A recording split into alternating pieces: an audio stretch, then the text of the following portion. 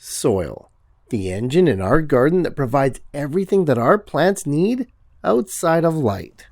Without it, I'd have no veggies to show you each and every week in these videos, like this broccoli here.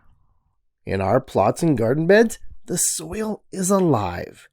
Every year growing our crops, breaking down the mulches, and restarting the cycle each spring with very little effort on our part.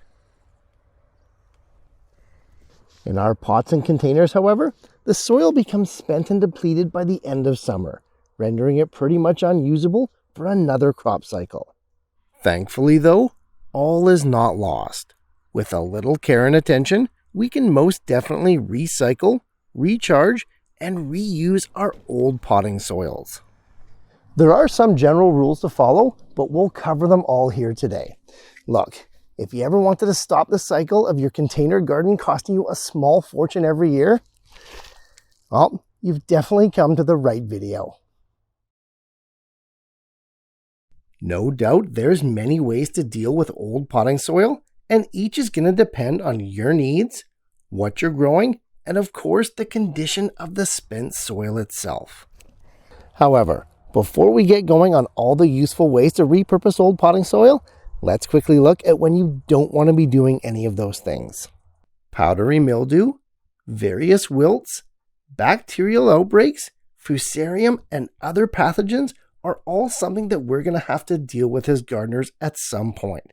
And at the end of the garden season, they can run absolutely rampant through our containers.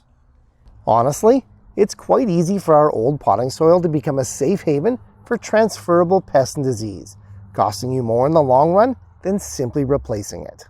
If you notice one or more of these afflictions with your plants at any time during the season, the soil should probably just be discarded. But if you are intent on using it, we must sterilize it first before we can confidently use it. Now, if you have a fairly large operation with some dormant beds or plots that are going to be sitting idle for 1 to 2 years, I find that it's pretty safe to simply spread this type of soil on the surface and let the sun and weather do the sterilizing. In my 15 plus years of reusing soil, I haven't found any transmission of old pathogens when I left it to sit for a year or more on a dormant bed, or even a bed that's growing a cover crop. I'm not saying that it can't happen, but I find the risks to be extremely low. For those of you wanting to use the infected soil right away, well, you're going to have to actively sterilize it. And the easiest way to do this is to harness the energy of the sun. Either dry out the soil completely in thin layers on a large tarp over a few sunny days, or steam that soil again in the sun in clear plastic bags for several weeks to fully sterilize it. Some people may even use their microwaves or an oven like this to sterilize their soil, but at that point, how much money and resources are we really saving?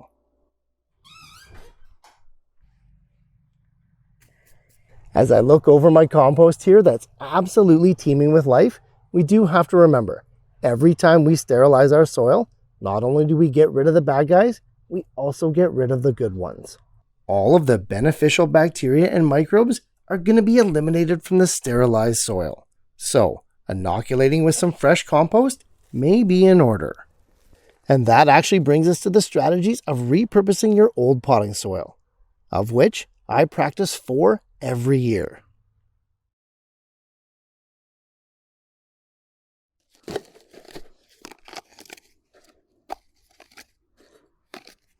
Okay, the reason that potting soil becomes spent over the course of a growing season is that it loses 2 things: nutrients and organic matter. Either the growing and expanding root system of the plant gradually displaces that soil over time, or our constant watering flushes the soil clean of nutrients and goodness. Usually it's both, and spent soil is but a shell of its former self.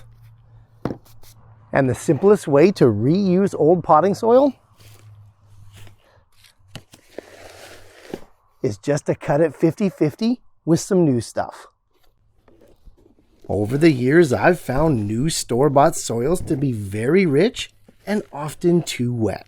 So, this is a great way to tame down those two parameters and extend the life of some old potting soil in the same process.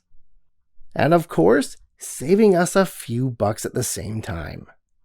Now, you can play around with the ratios based on the structure of your old soil and how the mix feels in your hands when the two are added together, but over the years, I've found that 50-50 to be a pretty good compromise. Another way to reuse your old potting soil is to build up your compost with it.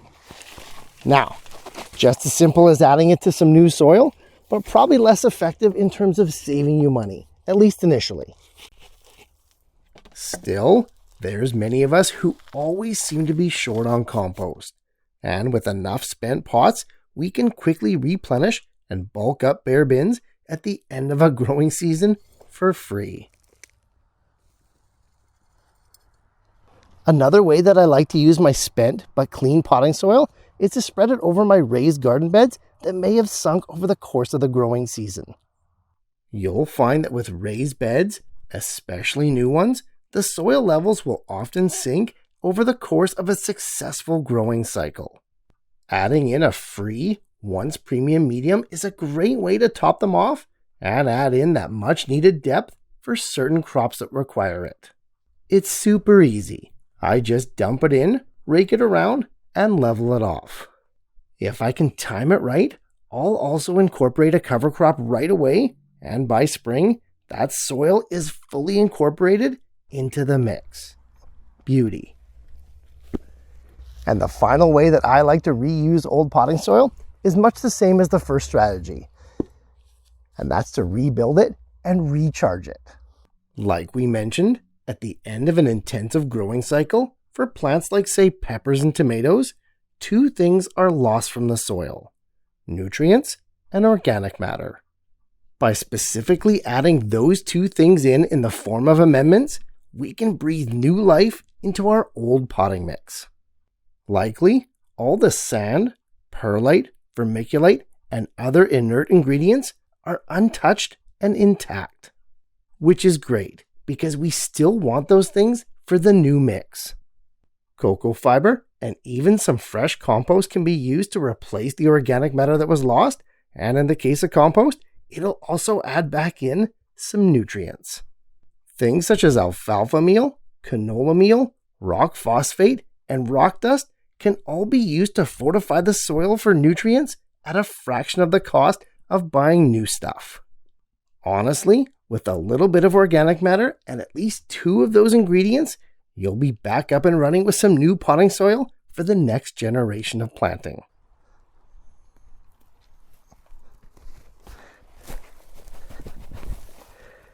There's many different strategies to extending the life of old potting soil. So, if you've got some ways that have worked for you in the past, make sure to leave a comment down below. But in the meantime, let's recap some of those main points to make sure that this all makes sense. Container growing has so many advantages to the traditional type of gardening. But one thing that it does have to overcome is the annual cost of replacing soil. Your typical garden soils have a fluid profile that's constantly changing, always evolving. Breaking down those top layers, including the mulch, as a self-sufficient system. In containers, however, as that season progresses and the crops near the end of their life cycle, the soil inside becomes spent and lifeless. Two things are lost that contribute to this: organic matter and nutrients. Outside of disease outbreaks and known pathogens, we can most certainly use our container soils over again, provided we take a few steps first. Combining it 50-50 with a new mix is a great way to extend its life, as is bulking up our compost with it. Topping off raised beds that have sunk is also a great way to add back in that much needed depth. Finally, we can reconstitute those old potting soils by adding in what was taken out in the first place in the form of amendments.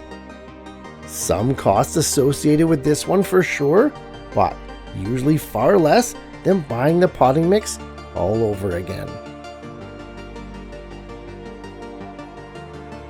Buying soil every year can be expensive, more and more so as each season passes.